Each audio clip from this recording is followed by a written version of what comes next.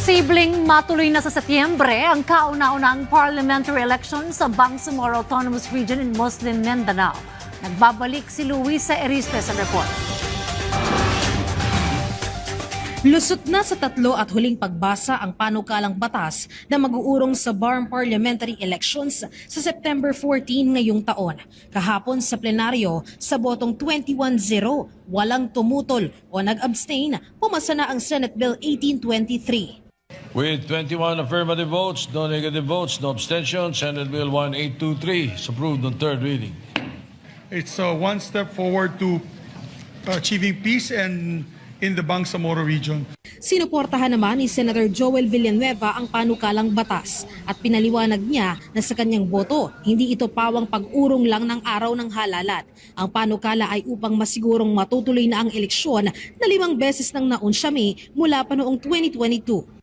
Let us view this reset as a commitment to genuine democracy, one where the people of BARM are able to participate fully, fairly, and confidently in choosing their leaders. Si Senator Robin Padilla naman, pinasalamatan ng sponsor ng panukala na si Majority Leader Senator Juan Miguel Zubiri. Anya, malaking suporta ito para sa mga nakatira sa rehiyon. Tanggapin niyo po ang aming pasasalamat, Senator Mig Zubiri. Kami po'y buong puso na nagpapasalamat sa pakikipaglaban niyo po para sa BARM. Umaasa naman si Senator Zubiri na papasa rin ang panukala sa Kongreso para tuluyan ng matuloy ang kauna-unahang parliamentary elections sa rehiyon.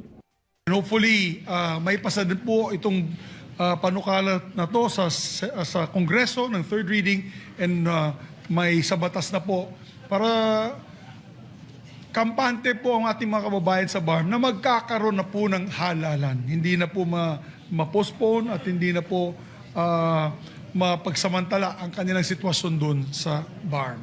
Kahapon, kasabay ng BARM Parliamentary Elections resetting, pumasa rin sa ikatlo at huling pagbasa sa Senado ang Senate Bill 1508 o ang pagtaas ng bed capacity para sa mga DOH hospitals. Sponsored naman ito ni Senator Risa Hontiveros. Inadopt din ng plenaryo ang Resolution 49 o ang treaty sa pagitan ng gobyerno ng Pilipinas at ng United Kingdom of Great Britain at ng Northern Ireland hinggil sa transfer ng mga sentensyadong individual. Ito naman ay sponsored ni Senator Erwin Tulfo. Luisa Erispe para sa Pambansang TV sa Bagong Pilipinas.